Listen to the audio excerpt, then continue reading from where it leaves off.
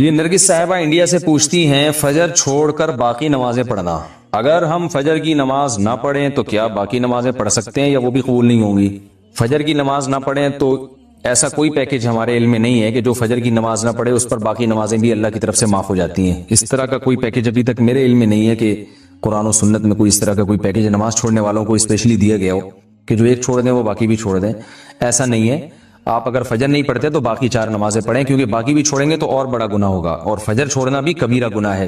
رسول اللہ صلی اللہ علیہ وسلم نے ارشاد فرمایا من ترک الصلاۃ متعمدا فقد کفر، جس نے جان کر نماز چھوڑ دی تحقیق اس نے کفر کیا. تو یہ خوب سمجھ لینا چاہیے کہ اسلام لانے کے بعد نماز جان بوجھ کر قضا کر دینا اس سے بڑا کوئی جرم اسلام میں ہے نہیں. یہ تو تصور نہیں تھا پہلے زمانے میں کہ کوئی مسلمان ہو اور جان کر نماز قضا کر دے، تو اسلام کی علامت ہے. اس لیے اس کبیرہ گناہ سے فوراً توبہ کریں، اور اگر اللہ نہ کرے کبھی فجر چھوٹ جاتی ہے تو فوراً سے جتنا جلدی ہو سکے توبہ بھی کریں اور قضا بھی کریں، اور باقی نمازیں وہ بھی پڑھتی رہیں. فجر کی قضا ظہر سے پہلے پڑھیں یا بعد میں؟ اگر فجر کی نماز قضا ہو جائے تو کیا ظہر کی نماز سے پہلے فجر کی قضا پڑھیں یا ظہر کی نماز کے بعد قضا پڑھیں؟ محمد مرسلین انڈیا سے. پہلے پڑھیں. ایک تو فجر قضا کر دی، یہ گناہ، اوپر سے اتنی تاخیر کر رہے ہیں تو گناہ در گناہ ہوگا. حدیث میں آتا ہے من نام عن صلاۃ او نسیها فلیصلیها اذا ذکرها فان ذلك وقتها. صحیح حدیث ہے، آپ صلی اللہ علیہ وسلم نے فرمایا کسی کی آنکھ نہ کھلے نماز میں یا بھول جائے تو جیسے ہی یاد آئے یا جیسے ہی جاگ آئے فوراً نماز پڑھے وہ، اور یہی پھر اس کا وقت ہوگا. تو اس میں تاخیر کرنا ٹھیک عمل نہیں ہے. تو ظہر تک بھی ڈیلے نہ کریں اس کو، یہ بھی غلط ہے. فجر کی پابندی کیسے کریں؟ فجر کی نماز نیند کی وجہ سے قضا ہو جاتی ہے، ذہن میں خیال آتا ہے کہ ابھی سو جاتا ہوں بعد میں اس کی قضا کر لوں گا، اس کی تھوڑی وضاحت فرما دیں. محمد اظہر انڈیا سے. محمد اظہر بھائی، مسئلہ یہ ہے کہ اسلام میں نا شرک کے بعد نماز قضا کرنے سے بڑا گناہ نہیں ہے، کسی قیمت پہ معاف نہیں ہے نماز. تو آپ سو جائیں یا کچھ بھی کر لیں، آپ کو نماز پڑھنی پڑے گی، ورنہ آخرت میں اس کا بڑا سخت حساب دینا پڑے گا آپ کو. اور فجر کی نماز کی ویلیو اس لیے بھی زیادہ ہے کہ اس میں وہ اس کے ثواب اس لیے زیادہ ہے کہ اس کو پڑھنا مشکل ہے. تو 2 کام میں آپ کو بتاتا ہوں، وہ اگر کر لیں تو انشاءاللہ آپ سے پابندی ہو جائے گی. نمبر 1، صبح اٹھنے کے لیے آپ ایک الارم والی گھڑی لیں جس کے الارم کی آواز بہت تیز ہو، اور وہ آپ جہاں سوتے ہیں نا اس جگہ سے دور رکھیں، کہیں دور الماری پہ رکھیں، تاکہ جب وہ بجے تو اتنی زور سے بجے کہ آپ کے 14 طبق روشن ہو جائیں، اور محلے والے آپ کو بولیں کہ بھائی جا کے اس کو بند کرو. اور دوسری بات یہ ہوگا، دور رکھنے کا فائدہ یہ ہوگا کہ آپ فوراً وہیں سوتے سوتے ہاتھ مار کے بند نہیں کریں گے، بلکہ آپ کو اٹھ کے چل کے جانا پڑے گا اسے بند کرنے کے لیے. تو اتنی تیز آواز ہو کہ آپ دوڑتے ہوئے جائیں اٹھ کے، تو اس سے انشاءاللہ آپ کی آدھی نیند بھی غائب ہو جائے گی اور جو سستی تھی وہ بھی کم ہو جائے گی، اور آپ انشاءاللہ اٹھ بھی جائیں گے. دوسرا کام آپ نے یہ کرنا ہے کہ جس دن فجر کی نماز قضا ہو جائے اس دن آپ نے فجر صبح کا ناشتہ نہیں کرنا ہے. اگر آپ ناشتے کے عادی ہیں تو اس دن کا ناشتہ آپ گول کر دیں سزا کے طور پر. تو یہ بھی ہے. اور اگر آپ ویسے ہی ناشتے کے عادی ہیں، ناشتہ کرنے کا آپ کا معمول نہیں ہے، تو پھر آپ اس دن لنچ غائب کر دیں، بولے آج کھانا نہیں کھاؤں گا میں. تو کچھ سزا دیں اپنے آپ کو، تو اس سے انشاءاللہ آہستہ آہستہ اس بری عادت سے آپ کی جان چھوٹ. قضا نمازیں کس طرح پڑھیں؟ قضا نمازیں کس طرح پڑھنی چاہیے؟ کیا ان کی 5 نمازیں اکٹھے ایک وقت میں پڑھ سکتے ہیں؟ وحید اللہ خان کوہاٹ سے. جی ہاں، ایک وقت میں ایک دن میں آپ پڑھ سکتے ہیں، ایک ٹائم پہ بھی پڑھ سکتے ہیں. 5 نہیں بلکہ وتر کی قضا بھی واجب ہے، تو وتر ملا کے 6 ہو جائیں گی، تو وہ قضا اکٹھی بھی پڑھ سکتے ہیں. اور نیت یہ کرنی ہے کہ میرے ذمہ، جیسے فجر آپ پڑھ رہے ہیں تو نیت یہ کریں میرے ذمہ فجر کی جتنی نمازیں لازم ہیں ان میں سے میں سب سے پہلی نماز پڑھ رہا ہوں. تو دوبارہ جب فجر پڑھیں گے تو بھی یہ نیت کریں گے کہ میرے ذمہ فجر کی جتنی نمازیں ان میں سب سے پہلی، اس لیے کہ وہ جو پڑھ چکے ہیں وہ تو ذمہ میں رہی نہیں ہے نا، تو اب جو ذمہ میں رہ جائیں گی ان میں سب سے پہلی. تو اسی طرح پڑھتے چلے جائیں، وتر بھی اور ظہر بھی اور عصر بھی، اور اس میں سنت نہیں پڑھی جائے گی. سنتوں کی جگہ قضا نمازیں پڑھ سکتے ہیں. کیا عصر اور عشاء کی سنتیں غیر مؤکدہ نہ پڑھیں اور اس کی جگہ قضا نماز پڑھ لیں؟ کس طرح نفل بھی نہ پڑھیں تو کیا یہ صحیح ہے؟ محمد آصف صاحب انڈیا سے. جی ہاں صحیح ہے. یہ سنت مؤکدہ تو نہ چھوڑیں لیکن غیر مؤکدہ قضا عمری کی خاطر چھوڑ دیں. کیا صرف فرض نماز پڑھنا ٹھیک ہے؟ اگر کوئی شخص سنت مؤکدہ اور غیر مؤکدہ اور نوافل چھوڑ کر صرف فرض اور واجب ہی ادا کرتا ہے تو کیا اسے گناہ ہوگا اور آخرت میں حساب ہوگا یا نہیں؟ نیز کیا اس کی قضا کرنی ہوگی؟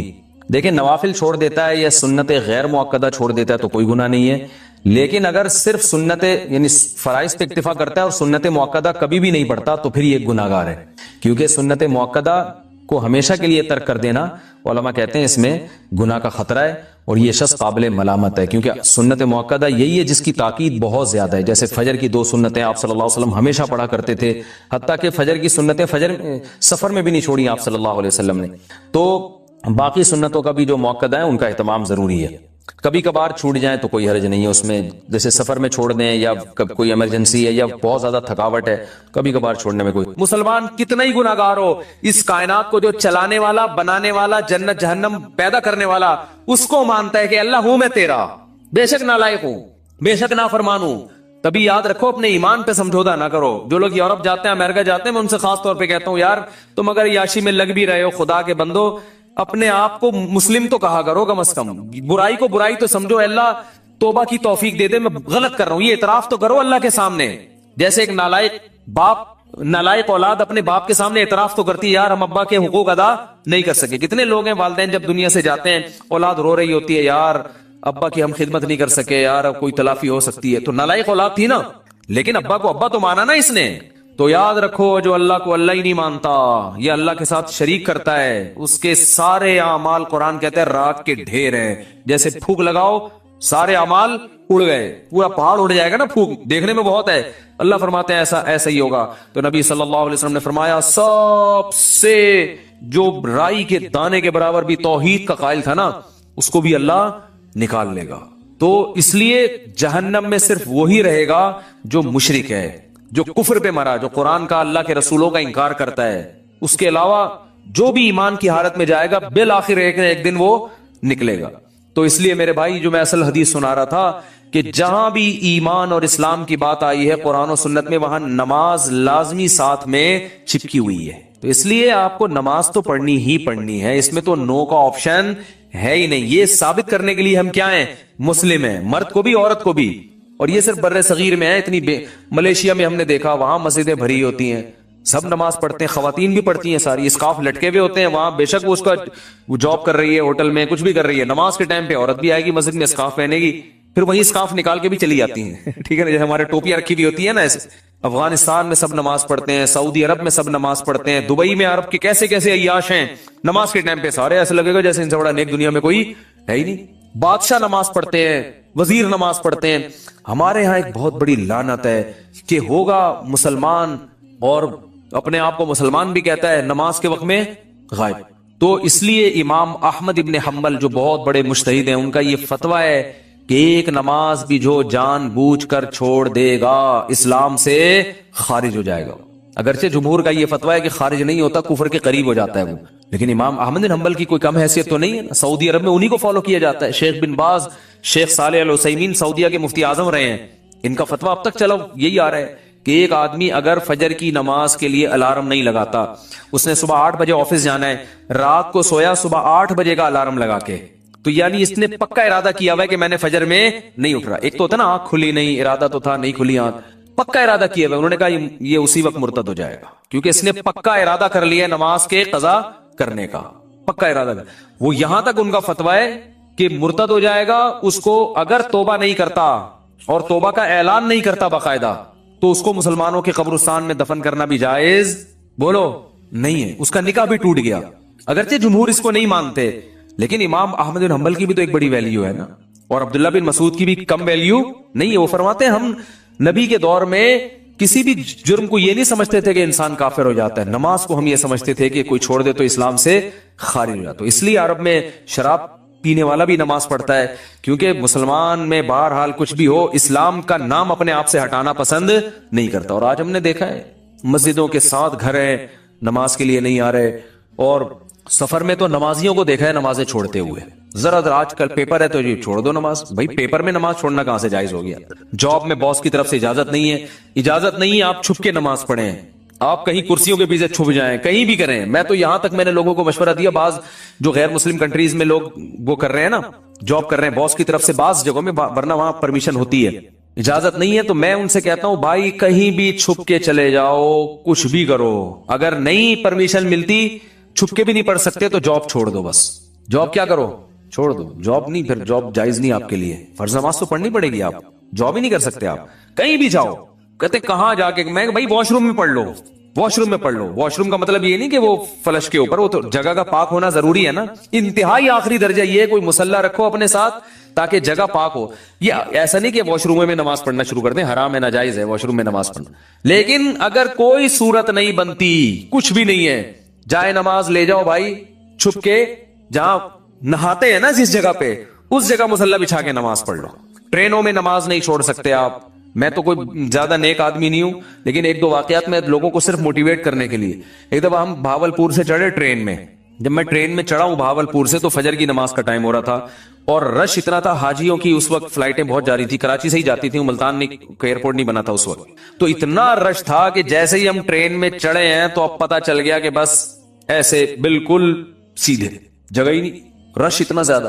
अब फजर की नमाज वुजू मैंने पहले कर लिया था एहतियातन, तो अब वहां मैंने कहा भाई नमाज पढ़नी है, लोगों ने कहा यहाँ जगह नजर आ रही है, सूफी साहब लोग फिर ताने देना शुरू कर दिया, सूफी तो नजर नहीं आ रहा है, यहाँ को नमाज पढ़ेगा, पागल हो रहा है। और अच्छा सफर में लोगों ने कहा सफर में माफ है, बाद में तोबा कर लेना, कज़ा पढ़ लेना, ये बड़े अच्छे अल्फाज होते हैं लोगों के ना, यानी उनकी नजर में कि तोबा कर लेना। ओ भाई तोबा तो कहां से, अगर ऐसा ही होता तो अल्लाह कहते नमाज पढ़ लो, नहीं पढ़ते तो तोबा कर लेना, पढ़नी है, कसा नहीं करनी है। इन्ना सलात कानत अलल मुमिनीन किताबम मौकूता, अगर नमाज छोड़ने की मेरे भाई कहीं गुंजाइश होती तो मैदाने जंग में लड़ते हुए जब गोलों की घन गरज और तलवारों की चमक हो, उसमें अल्लाह इजाजत दे देगा कज़ा कर लो। वहां इजाजत नहीं दी है। अल्लाह ने फरमाया नहीं कोई सूरत बनती, सवारी पे बैठो, घोड़े का जहां रुख है उसी तरफ रुख करके नमाज पढ़ो, वहां इजाजत नहीं दी। और आगे अल्लाह ने इसकी वजह बयान की है कि मैं इसलिए कह रहा हूं यहां पढ़नी है कि नमाज सिर्फ पढ़ने का हुक्म नहीं है, इन्ना सलात कानत अलल मुमिनीन किताबम मौकूता, नमाज मोमिनीन पर मुकर्ररा औकात में फर्ज है। ये इसलिए जवाब दिया कि आप कह सकते थे अल्लाह जब जंग खत्म हो जाएगी फिर पढ़ लेंगे ना आराम से खुशू खुजू के साथ, अभी जंग हो रही है, अल्लाह भी क्या, जब जंग खत्म हो जाए कज़ा पढ़ लेंगे, बाद में टाइम गुजर जाएगा, फिर बहुत डबल सजदा करेंगे हम, बहुत लंबे लंबे क़याम करेंगे। अल्लाह फरमाते हैं नमाज मुकर्ररा औकात में फर्ज है, वो टाइम गुजर जाएगा अगर जंग खत्म होने का इंतजार करोगे, बहुत मुश्किल है भाई, नहीं आ रही समझ में तो जैसे जिंदगी गुजर। फरिश्ते बहुत अच्छी तरह से उर्दू में भी समझा देंगे कब्र में, वो कहते हैं मैं नहीं बताऊंगा, तो लोगों ने कहा अब तो आपको सब बताना पड़ेगा, और हकीकत है मैं उनका किसी का मजाक नहीं उड़ा रहा, सबके साथ होगा, जो भी कहते हैं मैं नहीं बताऊंगा, तो जब दुनिया से जाएगा तो सब कुछ बताना पड़ेगा, उसको सब बताना पड़ेगा भाई। तो मैदाने जंग में अल्लाह कह रहा है कि नमाज मोमिनीन पर मुकर्रर औकात में फर्ज है। तो मैं ट्रेन में खड़ा हुआ था, मैंने कहा, उन्होंने कहा भाई यहाँ तो जगह नहीं है। अच्छा मेरी उम्र भी ज्यादा नहीं थी, तो वो ऐसी थोड़ी उम्र हो तो लोगों में रोब भी होता है ना, उन्होंने कहा कोई जगह नहीं है। मैंने कहा तो पड़ेगा भाई, क्योंकि हम तो कैसे छोड़ दें भाई, और सुन्नतें अब चलो मजबूरी है छोड़ देता हूं, 2 फर्ज तो पढ़ने हैं। लोगों ने कहा जगह नहीं है, मैंने कहा जगह बन जाएगी, क्योंकि फर्ज जो नमाज में फराइज अदा करना बहुत आसान है। तो मैंने क्या किया, वो जगह चूंकि लोगों के चप्पल थे तो उसमें खतरा था कि नापाक होगी, तो एक चादर थी मेरे पास, वो मैंने ऐसे नीचे डाल दी, बिछाने की भी जगह नहीं थी, नियत बांध ली, अंदाजा पहले लगा लिया था किबला किस तरफ है, नहीं तो आप आजकल तो मोबाइल पर ऐसी एप्स आ रही हैं उससे फौरन पता चल जाता है, किबला किस तरफ है अंदाजा था मुझे, रुख किया हमने। अब यूं करने में तो कोई नहीं रुकावट डालता ना, यूं करो नियत बांध लो भाई। अगर हाथ उठाने की भी जगह नहीं है तो हाथ ना उठाओ, ये रफुल यदैन तो कोई वाजिब नहीं है, अल्लाहू अकबर कह लो और नियत बांध लो। हाथ बांधने की जगह नहीं, हाथ छोड़ के खड़े हो जाओ भाई, सूरह फातिहा पढ़ी, सूरत मिलाई, रुकू में जब आप घुसे रुकू करेंगे तो मैं सोचता था W11 कितनी भी भरी हुई हो, कंडक्टर जब एक दरवाजे से चढ़ के दूसरे दरवाजे पे किराया लेके निकल सकता है, तो हम इतने रश में सिर्फ एक रुकू की जगह हमें क्यों नहीं बन सकती। तो रुकू हमने किया, झुकना है ना रुकू में, झुक जाओ, लोग खुद ब खुद साइड पे हो जाते हैं भाई। उसके बाद आप जब सजदा करो तो सजदा नाम है, वैसे तो प्रॉपर सजदा करना चाहिए, जगह नहीं है तो भाई माथा किसी तरह जमीन पे टिकाना है, आप माथा जमीन पे टिका दिया जाके, तो 2 रकत तमीज से अल्हम्दुलिल्लाह पढ़ ली, खड़ा हो गया मैं। फिर लोगों ने कहा यार ये, मैंने कहा हो गई, 2 फर्ज पढ़ने थे, हो गए, ऐसी की तैसी, जो मर्जी करना है, जो उखाड़ना है उखाड़ लो क्योंकि तुम्हें तो खुद चाहिए जगह दो ना। और बाज दफा लोगों को शर्म आ रही होती है, हम सबके सामने नमाज पढ़ेंगे, लोगों ने तो बहुत बड़ा सूफी है, तो याद रखो शर्म इन कमबख्तों को आनी चाहिए जो नहीं पढ़ रहे, इन कमबख्तों को आनी चाहिए भाई। तुम भी तो ईमान के दावेदार हो, अगर तुम ये कहते हो कि हम इस्लाम को नहीं मानते तो फिर पूरा इस्लाम से रिश्ता खत्म करो, फिर आप वसीयत में लिखो कि मुझे ईसाइयों के कब्रिस्तान में दफन करना है, मुझे हिंदुओं के मेरी चिता को आग लगाई जाए ठीक है ना, ये लिख के जाओ, جو نماز نہیں پڑھتا لکھے کہ بھائی میں چونکہ نماز نہیں پڑھتا اور میں مانتا ہوں یہ ٹائم ویسٹنگ ہے اور یہ کیا مولویوں نے نماز رکھا ہوا ہے، تو لکھو کہ میری چتا کو، ایک ہندو ابھی مسلمان ہوا ہے تو میں نے، وہ مجھے کہہ رہے تھے کہ میں لائیو سب کے سامنے کلمہ پڑھوں گا نا، تو میں نے کہا چلو ہمارے بیان میں آپ کو لائیو ہم لے لیں گے. بیان سنتے تھے، اللہ کا شکر ہے وہاں انڈیا میں ان کو ایمان کی توفیق ملی، تو ہندو ہونے کے باوجود میرے بیان بڑے شوق سے سن رہے تھے، کہہ رہے ہیں سنتے سنتے میرا دل کیا کہ میں مسلمان ہو جاؤں، اللہ تعالیٰ قائم رکھے. تو میں نے کہا لوگوں کو موٹیویشن ملے گی، تو انہوں نے کہا میں سب کے سامنے. پھر مجھے خیال آیا بھائی اتوار میں تو ٹائم ابھی ہے، زندگی کا کوئی بھروسہ نہیں ہے. میں نے کہا اگر آپ اس سے پہلے مر گئے، انہوں نے کہا بات تو ٹھیک ہے. میں نے کہا پھر فون پہ ہی کلمہ پڑھو. تو انہوں نے کلمہ تو پڑھ لیا ماشاءاللہ، مسلمان ہو گئے، بیان بھی سن رہے ہیں. لیکن انہوں نے کہا میرے لیے سب سے بڑی آزمائش یہ ہے کہ ہندوؤں میں جب ماں کا انتقال ہوتا ہے تو بڑا بھائی ہے جو چتا کو سب سے پہلے آگ لگاتا ہے. میں سب سے بڑا ہوں اور میری ماں کی طبیعت بہت خراب ہے، بظاہر ایسا ہی لگتا ہے کہ وہ دنیا سے جانے والی. تو میں نے تو ان کو سمجھایا اپنی ماں کو مسلمان کر لو، کہہ رہے وہ نہیں ہوگی، وہ نہیں ہوتی. کہنے کا میرے لیے مسئلہ یہ ہے کہ ان کے انتقال کے بعد چتا کو آگ سب سے پہلے میری ذمہ نہیں لگائی تو پورا خاندان کھڑا ہو جائے گا. اب ان کا کیس چل رہا ہے، میں نے ان کو مولانا کلیم صدیقی صاحب کا نمبر دیا ہندوستان میں کہ ان سے رابطہ کریں، وہ آپ کی مدد کریں گے. تو ہندو تو چتا کو آگ لگاتے ہیں بھائی، جو نماز نہیں پڑھتے.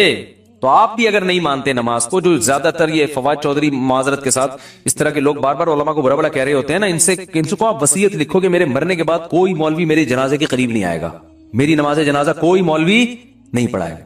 تو یہ سب پھر مولوی سے اگر آپ نے دستبرداری کا اعلان کرنا ہے تو پھر پورا مولوی لیس ہو جاؤ آپ، صحیح ہے نا.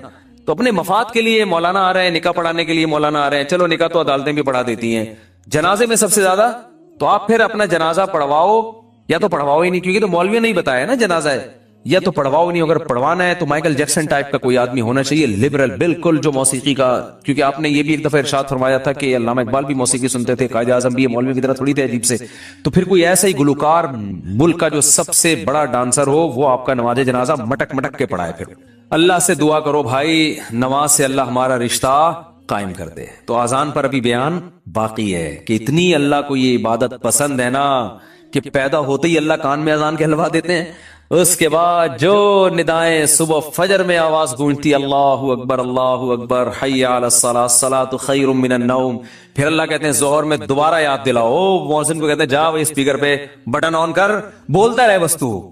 لوگ کہیں گے کہ یار جب نماز کا ٹائم ظہر کا 1:05 ہے تو بتانے کی ضرورت کیا ہے. اللہ کہتے ہیں ان کی باتوں میں مت آنا، 1:05 ہے تو 1:45 پہ بتا دینا ان کو کہ 15 منٹ رہ گئے، 20 منٹ رہ گئے. فجر کا ٹائم روزانہ اناؤنس ہوتا ہے، 6:30 پہ، آج 6:45 پہ اناؤنسمنٹ ہوتی رہے گی. اللہ کہتے ہیں اتنی اناؤنسمنٹ کافی نہیں ہے، ہر دفعہ پوری اذان ہوگی، حی علی الفلاح، آؤ کامیابی کی طرف، آؤ نماز کی طرف. حج میں اعلان نہیں ہوگا، رمضان کا اعلان نہیں ہوگا، اعلان کرنے والوں کو برطرف کر دیا، ہلال کمیٹی سے نکال دیا، ٹھیک ہے نا. نماز کا ہر دفعہ اعلان ہوگا، اور اتنی اذانیں ہوتی ہیں نا پوری دنیا میں کہ ایک سیکنڈ کے لیے بھی دنیا اذان سے خالی نہیں ہوتی، دی جا رہی ہے اس وقت سے.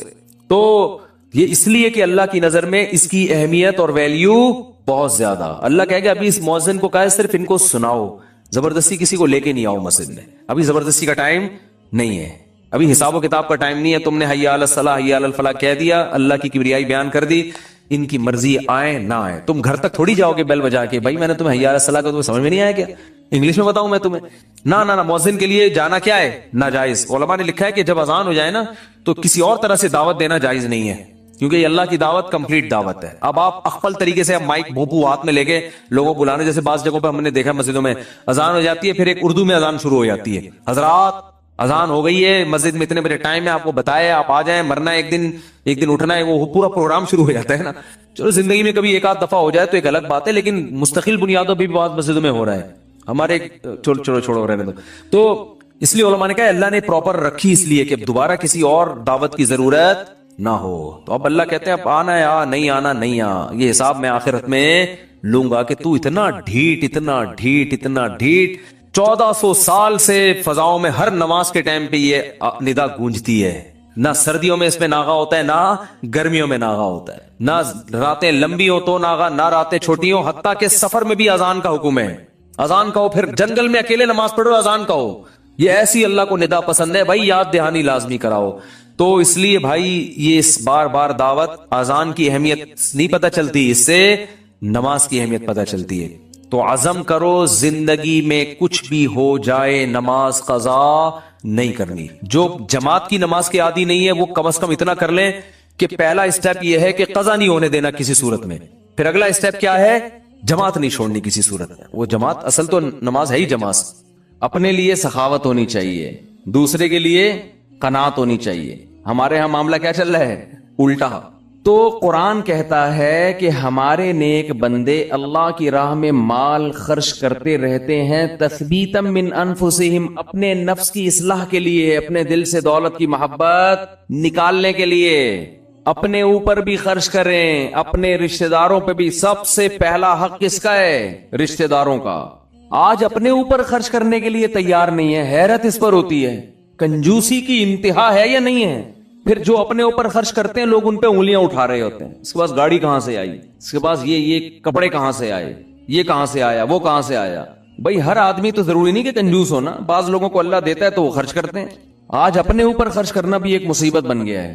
عربی میں دو لفظ استعمال ہوتے ہیں, ایک ہوتا ہے شحیح اور ایک ہوتا ہے بخیل. بخیل کہتے ہیں جس کی جیب سے دوسرے کے لیے روکڑا نہ نکلے, اور شحیح کہتے ہیں اپنے لیے بھی نہیں پیسے نکلتے. وہ چائنا والوں کی طرح قبر میں لے کے جاتا ہے. وہ ملیشیا میں قبرستان ہے, وہاں کروڑ پتی لوگ جب دفن ہوتے ہیں تو دیگوں میں اپنے ساتھ پیسہ لے کے قبر میں جاتے ہیں. وہ آپ یوٹیوب پہ دیکھ لیں, ایسی بہت سی ویڈیو ہیں کہ پورے سونے چاندی کے ساتھ دفن ہوئے ہیں, بہت ہیں ایسی. ہمیں ہمارے نبی نے فرمایا صلی اللہ علیہ وسلم, دنیا مسافر خانہ ہے, میری مثال اس سوار کی طرح ہے کراکب استظل تحت شجرہ.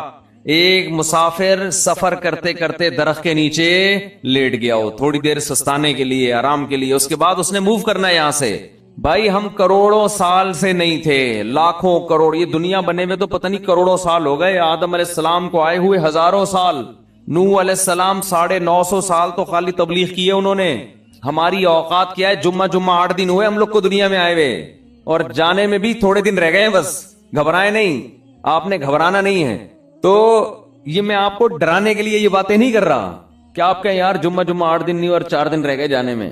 یہ حقیقت ہے. تو موت سے ڈرنے کا فائدہ نہیں ہے, موت سے دوستی لگانے کا فائدہ ہے. دیکھو جس ڈاکو نے پیچھا کرنا ہی ہو, آپ کسی محلے میں رہتے ہیں, آپ کو پتا چل گیا یہاں ایک بندہ میرے پیچھے پڑا ہوا ہے, میری ہاتھ دھو کے مارے گا وہ مجھے یا مجھے پکڑے گا, تو آپ محلہ تبدیل کر لو گے. کیا خیال ہے کہ بھائی اس دہشت گرد کو تو محلے سے نکالا نہیں جا سکتا, خود ہی محلہ تبدیل کر لو.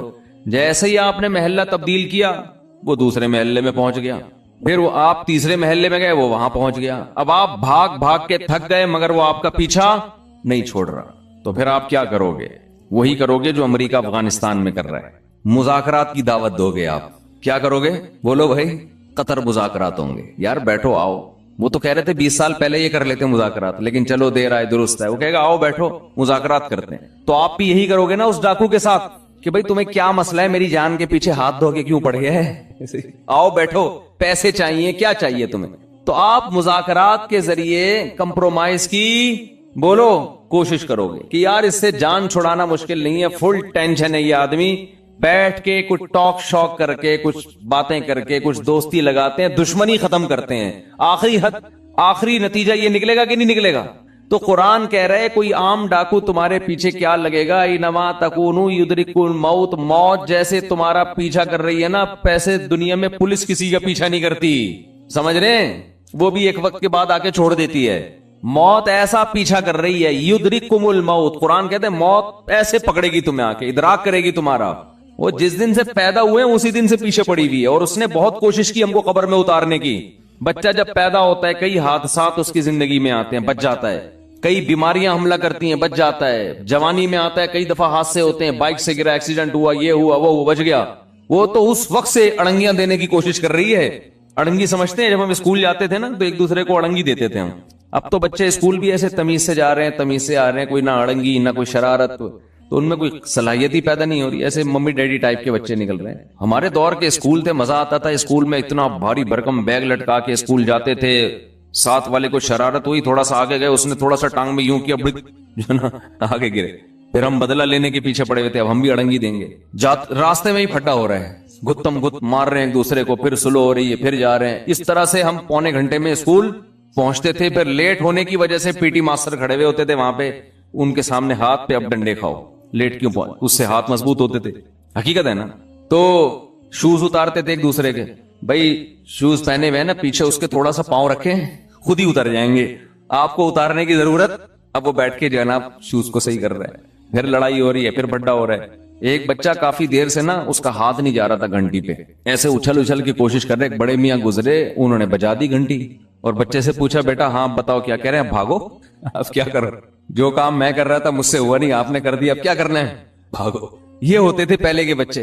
اب وہ ویڈیو گیم کھیل کھیل کے بچوں کی صلاحیتیں برباد. خیر, تو جب جیب سے پیسے نکلیں گے, نکلتے رہیں گے, نکلتے رہیں گے, نکلتے رہیں گے, تو دل سے دنیا کی محبت ختم ہوگی. او بھائی مسافر خانہ ہے, سفر کے دوران اگر آپ کو کچھ پیسے ملے ہوئے ہوں اور آپ کو پتا ہو کہ یہ ٹرین سے اترتے ہی واپس لے لیے جائیں گے, تو آپ کوشش کرتے ہو کہ اترنے سے پہلے ہی سارے کھا پی کے ختم کر دو. ایسا ہوتا ہے کہ نہیں ہوتا؟ تو بھائی ادھر قبر میں جاتے ہی کفن میں جیب ہوتی ہے نہیں ہوتی نا جیب, تو آگے خالی ہاتھ جانا ہے. بچوں کی فکر کرتے ہیں لوگ بہت زیادہ, بچوں کا کیا ہوگا, بچوں کے لیے کچھ بنا بنو کے تھوڑا بہت کر دو بس, اور پھر بے فکر ہو جاؤ, دماغ کو ہٹاؤ ہر ان کاموں سے. اللہ نے کچھ وسائل دیے تو تھوڑا بہت بچوں کے لیے, بہت زیادہ اس میں بھی ٹینشن نہ لو. بچہ 2 ہاتھ 2 ٹانگیں لے کے پیدا ہوتا ہے, وہ خود بھی تو کمائے گا, اللہ نے اس کو بھی تو کمانے کی صلاحیت دی ہے. اور بچے کو بھی یہ بتا دو کہ مسافر خانہ یہ یہاں ہمیشہ رہنا نہیں ہے, جب میں جاؤں گا تو کون سا یہاں پڑا رہے گا, تو اس کو بھی یہ بتا دو یہ مسافر خانہ ہے, یہ رہنے کی جگہ نہیں ہے. وہ میں اپنے چھوٹے بچوں کو صبح سحری کے وقت یہ سمجھا رہا تھا نا کہ دیکھو ہم سب نے مرنا ہے.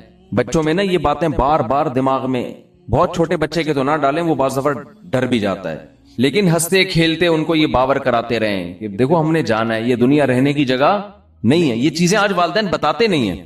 تو میں بچوں کو لے کے بیٹھا ہوا تھا, چند دن پہلے کی بات ہے, میں بچوں سے کہہ رہا تھا دیکھو بچوں سب نے جانا ہے, سب سے پہلے ہو سکتا ہے میں جاؤں.